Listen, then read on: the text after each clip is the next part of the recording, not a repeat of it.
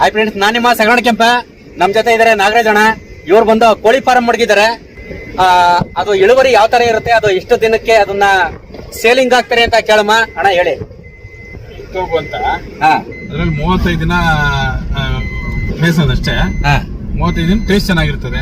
35 ದಿನಕ್ಕೆ 35 ದಿನಕ್ಕೆ 40 ದಿನದೊಳಗೆ ಲಿಫ್ಟಿಂಗ್ ಆಗ್ತದೆ. ಅದು ಖರ್ಚು ವೆಚ್ಚ ಎಲ್ಲ ಹೇಳಿ ಅಣ್ಣ. ಖರ್ಚು ವೆಚ್ಚ ಎಲ್ಲ ಅದು ನಾವು ಕಂಪ್ನಿ ಕೊಟ್ಬಿಟ್ಟಿರ್ತೀವಿ. ಕಂಪ್ನಿಗೆ ನೀವು ಎಷ್ಟು ದಿನ ಸಾಕ್ತೀರಾ ಫಾರ್ಮ್ ಅಲ್ಲಿ?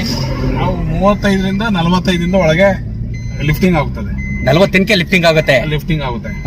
ಇದರಿಂದ ಒಂದ್ ಸ್ವಲ್ಪ ಆದಾಯ ಮಟ್ಕಾಯ್ತಾ? ಇದೆ ಇದೆ, ಏನ್ ತೊಂದ್ರೆ ಇಲ್ಲ. ಇಟ್ಟಿ ಬಟ್ಟೆ ನೇರ ಚೆನ್ನಾಗಿದೆ, ಲಾಸ್ ಇಲ್ಲ, ಚೆನ್ನಾಗಿದೆ. ಮಾಡ್ಬೋದು, ಕಷ್ಟಪಟ್ಟು ಮಾಡ್ಬೇಕು.